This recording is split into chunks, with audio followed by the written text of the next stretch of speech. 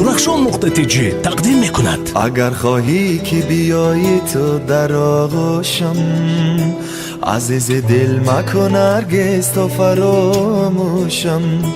با محبت تو من آغوشته گشتم، که روی زیبای تو برد عقل و هوشم.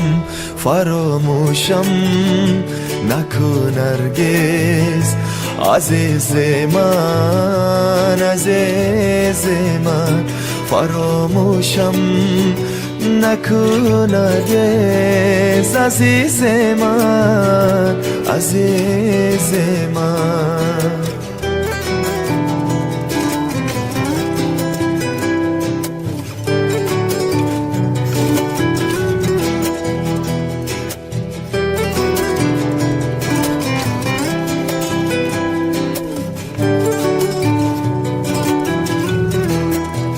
تو مگر در دل من خونه خرابی دیدی، که بریدی از من و از دل من رنجیدی.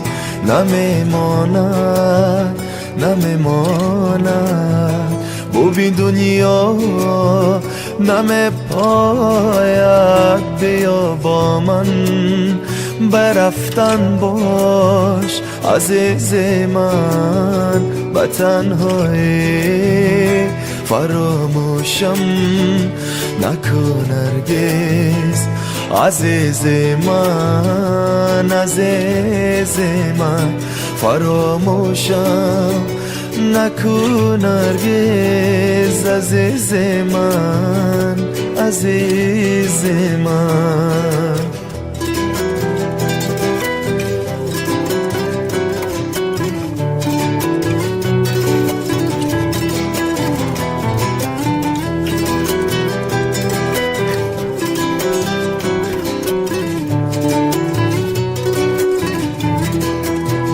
کاش میشد که از این کوچه گذر میکردی، عاشق و ساده و پرشور غزل میخواندی.